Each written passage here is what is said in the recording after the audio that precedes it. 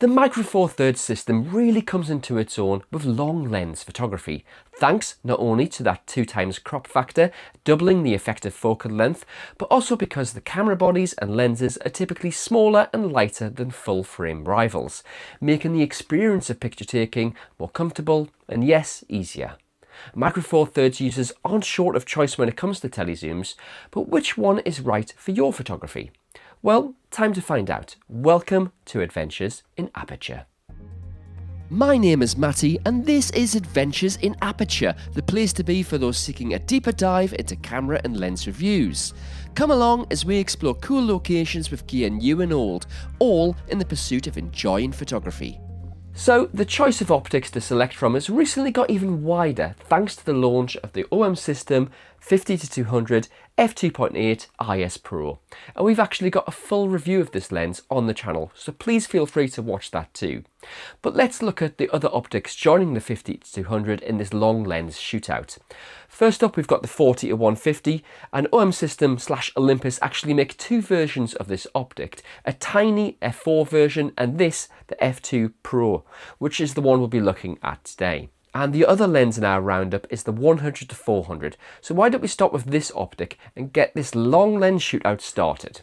So here is the Olympus 100-400 f5-6.3.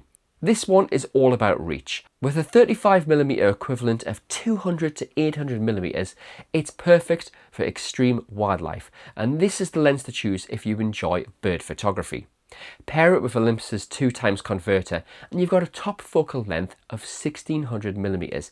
That is mind-blowing and opens up creative opportunities that just aren't possible with shorter focal lengths. There are pros and cons to mention about this lens. Obviously the focal length is the longest between the three lenses, but there's also another plus point in the fact that this lens offers the image sync stabilizing technology, which is hugely important as camera shake is more prevalent at longer focal lengths. However, there are compromises too, as the 100-400 not only has a slower maximum aperture than the other two lenses, but it's also a variable maximum aperture, meaning it gets slower as you zoom in, going from f5 to 6.3. This means the lens is not going to be the best choice if you're going to be shooting consistently in low light conditions, as shutter speeds will be longer and this can lead to camera shake. What's more, this is the heaviest lens in our roundup, tipping the scales at 1,125 grams. That's just marginally heavier than the 50-200, but a lot heavier than the 40-150 f2.8 Pro. That said, the 100-400 is still much lighter than any full frame rival. It offers a decent closest focusing distance of 1.3 meters, and it also offers incredible value for money. The Mark II version of the lens can be bought new for around £1,300, while the Mark I version can be found on second-hand sites for just £600. Now, let's move on to the 40-150 f2.8 Pro, which thanks to its equivalent focal length of 80-300 is an incredibly versatile lens. There really isn't much you can't do with this optic, from wildlife to wedding photography, along with sports, nature and even portraiture. This lens does it all. On the plus side, this lens benefits from that fast maximum aperture of f2.8, which will keep shutter speeds rapid and create shallow depths of field in your frame. But perhaps the biggest benefit is the size. Because, well, just look at it. This lens is tiny considering the fast aperture and the focal length it offers. Tipping the scales at just 760 grams, this lens is incredibly lightweight, enabling photographers to move around with ease instead of being weighed down. And this is the only lens in our roundup that features a clutch. This clever design feature enables users to switch from autofocus to manual focus just by pulling the focus ring backwards and forwards. I really like this feature, and it is found on other OM System optics such as the 8-25mm, which is a great lens for landscapes. On the negative side of things, the 40-150 doesn't have image stabilization, but the image quality is very impressive, and this is another lens that offers incredible value for money. For example, used versions of this lens will set you back just £750. And that makes this lens really attractive for those new to the Micro Four Thirds system. There's a closest focusing distance of just 70cm, plus a high degree of weather sealing too. Thanks to the size and weight, and of course that fast f2.8 aperture, I use the 40-150 to shoot a lot of video. But for this I tend to pair the lens with my Panasonic G9 II. And remember, this is the great thing about Micro Four Thirds, as the gear is interchangeable between the two brands. And this brings us to our last lens in the roundup, and the newest lens too, the 50-200 f2.8 IS Pro.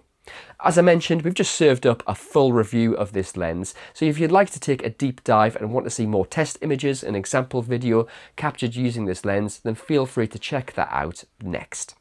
However, let's get an overview of this lens because it is very special, albeit rather expensive. This is actually the first lens wholly designed by OM System as their current incarnation as a brand, and only the second lens to feature the famous white paint job, which offers thermal protection. Great if you are working in hot conditions under direct sunlight.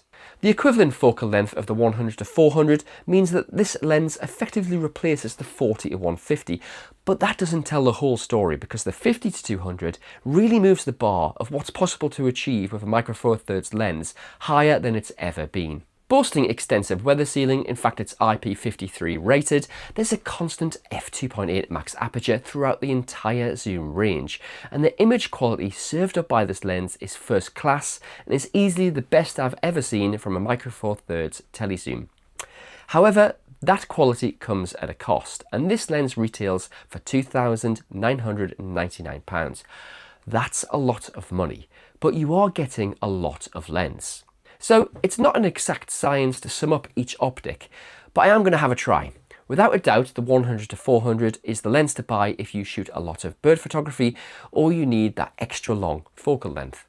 The 40-150 is the all-rounder and will give you a decent focal length, a fast maximum aperture, plus it's very, very light and compact, plus affordable too. So maybe this is the best option for a newcomer searching for a telezoom.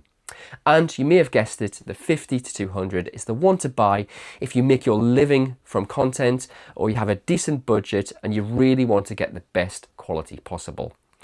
You know, Micro Four Thirds is a system that has had and continues to have its critics. But what's really great is that photographers have multiple choices when it comes to picking a telezoom. And you know what? All three are great buys and they all produce impressive imagery. So that's my opinion on these telezooms, but what do you think about each lens? Have I got it right, or is there anything you disagree with me on? Which of these lenses have you used yourself, or which ones are you thinking about potentially buying next?